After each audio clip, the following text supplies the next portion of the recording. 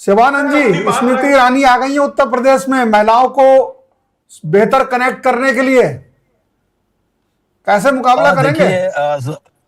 मेरे पास जो जानकारी है, स्मृति ईरानी रिजाइन देने वाली है। उनको बिना पूछे ये लोगों ने नाम डाला। कंगना रनावत और स्मृति ईरानी के अंदरूनी झगड़े में बीजेपी का करनी और कतनी सब है। महंगाई के ऊपर यही स्मृति ईरानी सिलेंडर लेके बैठती थी। सिलेंडर क्या महंगाई है, वो क्या क्या सर क्या हुआ है? अभी अभी स्मृति ईरानी को पश्चिम बंगाल में जानकारी कहाँ से मिलती है शिवानंद जी?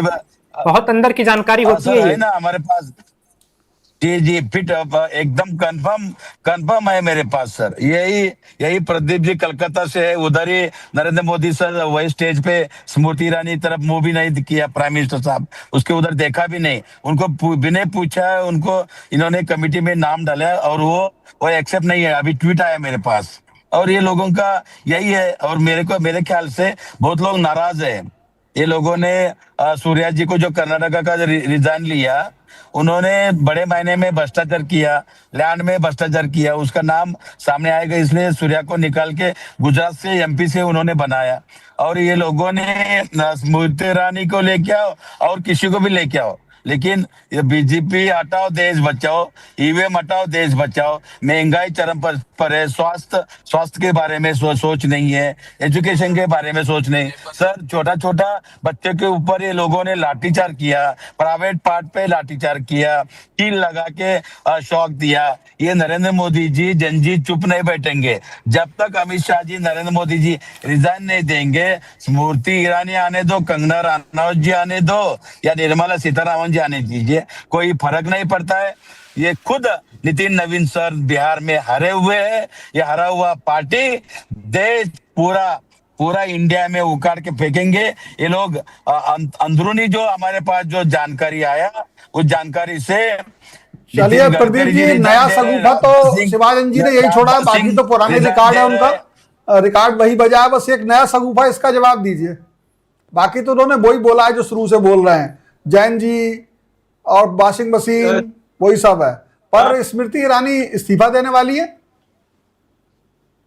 सर देखिए, हम लोग के ना पूर्वांचल में कहावत कही जाती है, लौंडों की दोस्ती और पत्ते की सरसराहट, समझ रहे हैं ना? तो मैं किसी व्यक्ति विशेष को कोई टिप्पणी नहीं कर रहा हूं, लेकिन मैं एक बात बताना चाहूंगा। पता नहीं क्यों शिवानंद जी मेरे से बहुत सारे चर्चाओं में आते हैं।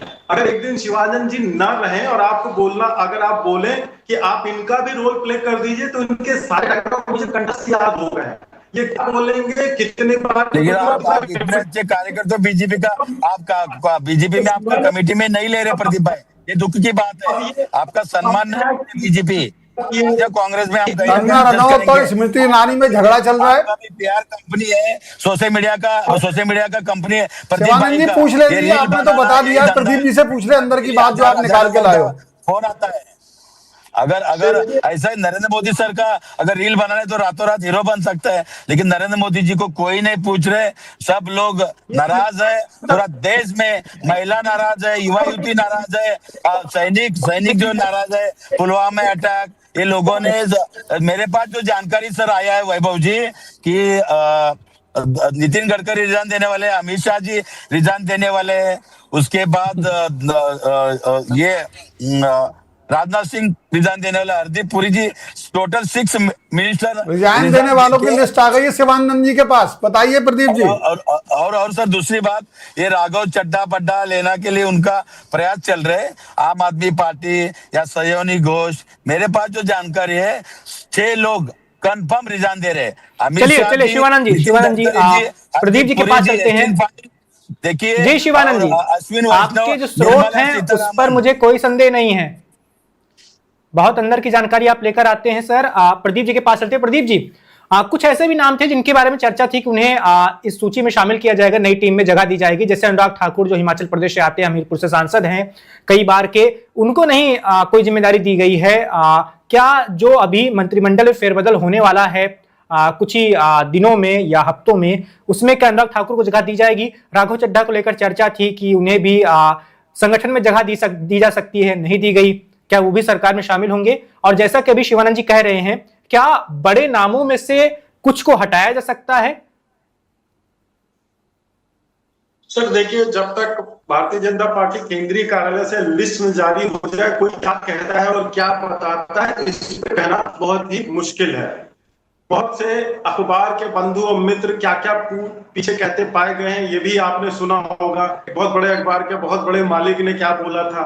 तो भारतीय जनता पार्टी का जो अपना एसओपी है काम करने का, वो एक प्रॉपर तरीका है, एक सिस्टम है, पार्लियामेंट्री बोर्ड है हमारा, एक परमिशन से पब्लिकेशन होता है कि भाई आज अध्यक्ष या कार्यालय मंत्री का जो आदेश हुआ तो उसको पब्लिश किया गया।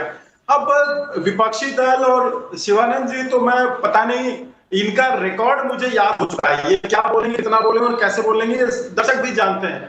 बाकी बात की गंभीरता को देखा जाए तो जो हमारे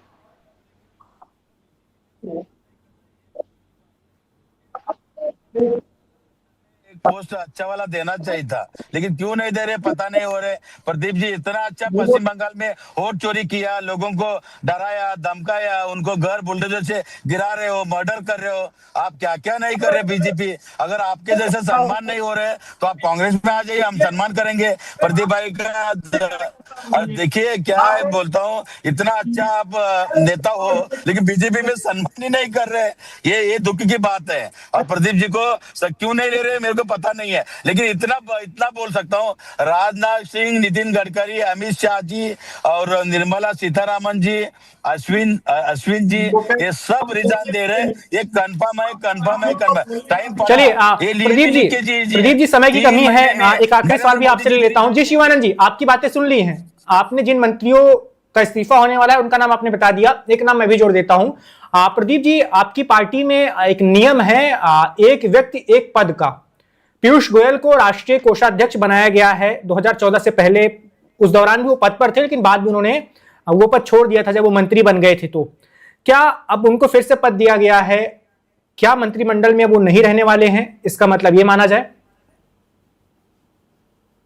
अब सर मिश्र जी देखिए, आप स्वतंत्र हैं परसेप्शन निकालने के लिए, अपने विचार व्यक्त करने के लिए, लेकिन ये संगठन तय करता है, हमारा पार्लियामेंट्री बोर्ड तय करता है। और समय के साथ आपको पता लग जाएगा, जो आप चर्चा कर रहे थे कि मंत्रिमंडल परिवर्तन होने वाला है, मुझे बड़ा कभी ऐसा लगता है कि कुछ कार्यक्रम ऐसे बन जाते हैं जिनका सच्चाई से कोई लेना देना नहीं होगा, हम उन्हें देखते हैं, उन्हीं से हम प्रभावित हो जाते हैं।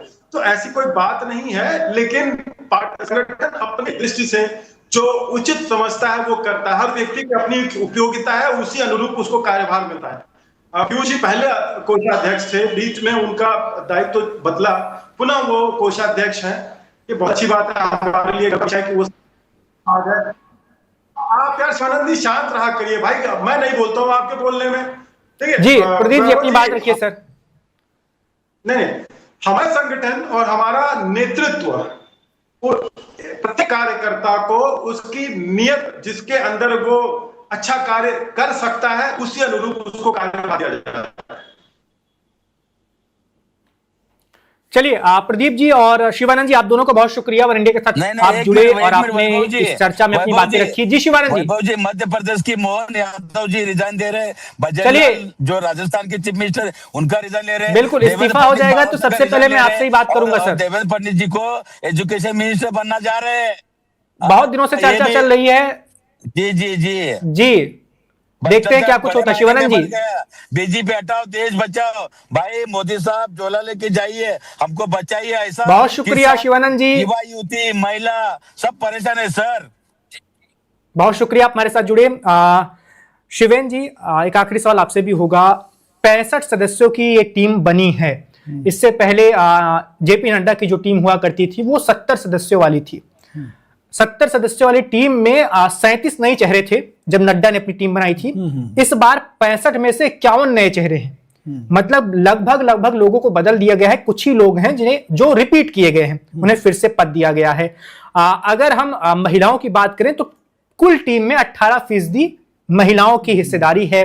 इसके अलावा सबसे उम्र दराज जो है वसुंधरा राजे सिंधिया हैं, जो राजस्थान की पूर्व मुख्यमंत्री हैं।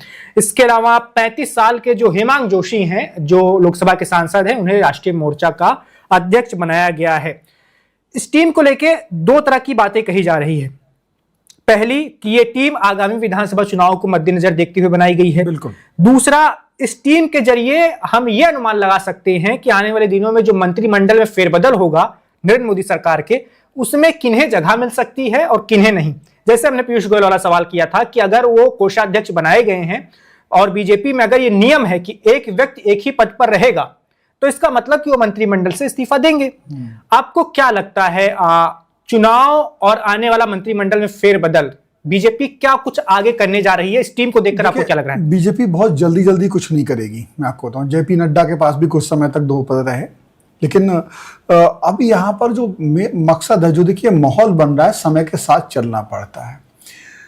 उतने युवा तो नहीं, लेकिन हाँ बहुत से युवाओं को बीजेपी ने साथ लिया है। आपकी बात ये बिल्कुल सही है कि बीजेपी ने आगामी चुनाव को देख करके बहुत सी रणनीति, वैसे आपने कहा कार्यालय प्रभारी जो है तरुण चुग का नाम लिया जी। मैं भी उन्हीं के पूरा उनका देख रहा था, तो मैंने देखा कि वो अमृतसर पंजाब में पैदा हुए। अब देखिए कार्यालय प्रभारी उन्होंने, जो पंजाब का मूल निवासी है, वहां के रहने वाले हैं, राज्यसभा सांसद वो भले ही मध्य प्रदेश से हैं, तो ये बीजेपी बहुत ही, मैं उसको मानता हूँ बहुत चुन चुन के बहुत रणनीतिक तरीके से उसने अपने यहाँ पे प्यादे चले हैं, लंबे सोच समझ के चले, घबराहट में नहीं चले। वो कामयाब होंगे नहीं होंगे वो एक अलग की बात है, लेकिन इस सब के मायने ये निकाले जाते हैं कि मौजूदा माहौल का बीजेपी पे किस तरह का दबाव है। देखिए आपको युवाओं की तरफ आप कदम बढ़ा रहे हैं, आप युवाओं को बागडोर दे रहे हैं, इसका मतलब आपको लगता है कि आज का जो युवा आपसे सवाल कर रहा है उसके जवाब के लिए सही लोग आपको लाने पड़ेंगे, जो भी आपके पास है। अब वो कितना जवाब दे पाएंगे नहीं दे पाएंगे वो एक अलग बात है, लेकिन यूपी का हमने आपको बताया, यूपी से 6 लोग उसमें आए हैं बिल्कुल। और राम माधव को भी जो अपेक्षाकृत जो लोग जवाब देते हैं उनसे युवा है, वो युवा उतने युवा नहीं, जैन जी नहीं है, लेकिन जब आप उनको देंगे कि वो बेहतर, बहुत ही, जब आप उनको देखते हैं बहुत बड़ा चेहरा है, बहुत सटीक जवाब देने वाले, वाक्पटुता उनके अंदर जबरदस्त है और विभिन्न भाषाओं का ज्ञान है उन्हें, बिल्कुल कई भाषाओं का ज्ञान है, तो उन्हें वहां लाया गया है, युवा चेहरों को लाया गया है। तो बीजेपी ने गुजरात की, जैसे भी बात कर रहे थे, गुजरात के चेहरों को लाया गया है। तो इस समय चुनाव कहां कहां है, यूपी, पंजाब और गुजरात आने वाला समय, बिल्कुल, और लोकसभा चुनाव, इन सबको देख के बीजेपी ने एक लंबा रास्ता तैयार किया है। कुछ मंत्रिमंडल में जो फेरबदल है उसकी भी देखिए, अब इतने लोग शामिल किए हैं तो कहीं ना कहीं उनको भी कहीं ना कहीं सेट किया जाएगा, वरना लोग खाली हाथ बहुत समय तक साथ नहीं रहेंगे। खास तौर से उस समय पर जब लोग आए थे बंगाल और आसाम के चुनाव के बाद, तब और इस आने वाले 3 महीनों में व्यापक बहुत बड़ी तस्वीर बदल गई है। बिल्कुल, वहां पर उस दिन ऐसा लगता था कि सब कुछ बीजेपी का हो गया है देश में, अब कोई विरोध नहीं कर पाएगा। आने वाले 10 साल में यह भी हो रहा था, केरल में भी बीजेपी अगले 5 साल में जो है प्रमुख विपक्षी दल और तमाम चलेगा, तमिलनाडु में भी सरकार हिला देगी कुछ, मतलब ये सारी चीजें लोग तमाम तरह के आंकलन लगा रहे थे। बीजेपी बहुत पावर में थी, लेकिन युवाओं के और छात्रों के आंदोलन का, भले ही वो झारखंड में चल रहा हो, वो रणनीतिक तौर पे बीजेपी को छोटा मोटा लाभ दे रहा हो, लेकिन वास्तविकता ये राष्ट्रीय स्तर पे बीजेपी को एक बड़ी चुनौती खास तौर से युवाओं छात्रों से मिली है और इसको वो समझ गई है। और ये समझ का परिणाम यह है कि अब युवाओं के हाथ में थोड़ी सी अपेक्षाकृत युवा के हाथ में बागडोर दी गई और शायद मंत्रिमंडल में भी ये फेरबदल आपको देखने को मिलेगी। खास तौर से मुझे लगता है आने वाले समय में व्यापार की जो बात हो रही है और ये तमाम चीजों में, मुझे लगता है शिक्षा मंत्री भी उन्हें इस तरीके से बनाना चाहिए था। मैं कोई सलाहकार नहीं हूं उनका, पर इस भयंकर चुनौती में अगर वो कोई इस तरह का लाते जो बहुत ही तेज तर्रार, आक्रामक और मतलब बहुत ही त्वरित काम करने वाला होता, तो बीजेपी को बेहतर होता। Subscribe to One India and never miss an update. Download the One India app now.